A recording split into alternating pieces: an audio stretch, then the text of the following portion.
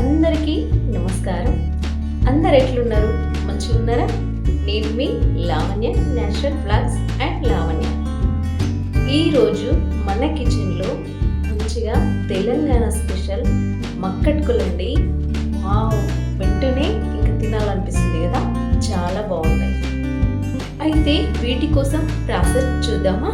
ఇట్లా ఒక ముక్కుడు పెట్టేసి అందులో కావాల్సినంత నూనె, ఆవాలు, జీలకర్ర, ధనియాలు వేయించాలి. వేయించిన తర్వాత చాలా ఎక్కువనే పల్లీలు వేయాలి. ఇట్లా వేసుకుంటే పల్లీలు చాలా బాగుంటాయి.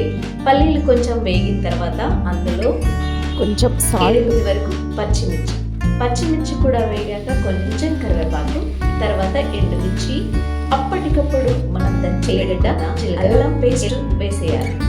అయితే దాని వలన మక్కట్కులు చాలా బాగుంటాయి. ఇక్కడ వచ్చేసి ముందుగా నేను లైట్గా అంటే కొంచెమే పసుపు వేయాలి, ఎక్కువ వేయకూడదు అనమాట. ఇలా పసుపు వేసి తెలంగాణ స్పెషల్ అనగా కారం పొడి కొంచెం వేసి స్టవ్ ఆఫ్ చేయండి. మక్కట్కులు తాలింపు వేయండి.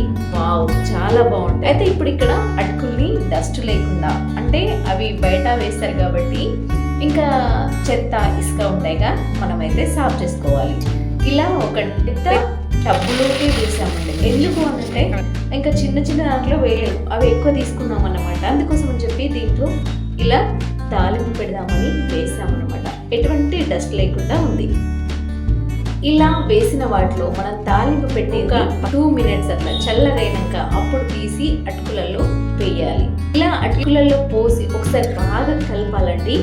చాలా అంటే కలుపుతుంటేనే ఒక కమ్మటి వాసన అండి. అబ్బా, మక్కట్కులు అంటే కళ్ళు తాగినా ఏం తాగినా మక్కట్కులు తెలంగాణ స్టైల్ తింటారు. ఎందుకంటే కళ్ళు తాగే వాళ్ళు కూడా మక్కట్కులు తింటారండి. అంటే చెప్తున్నా నేను అలా. కాకపోతే ఈ అటుకులు ఇంకా క్రిస్పీగా రావాలి అంటే ఒక 1 hour ఎండలో మంచిగా ఎండబెట్టండి, ఇంకా చాలా క్రిస్పీగా వస్తాయి.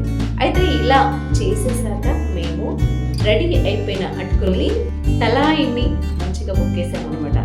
ఈ మక్కట్కుల స్పెషల్ ఏంటి అని అంటే చాలా బాగుంటాయండి.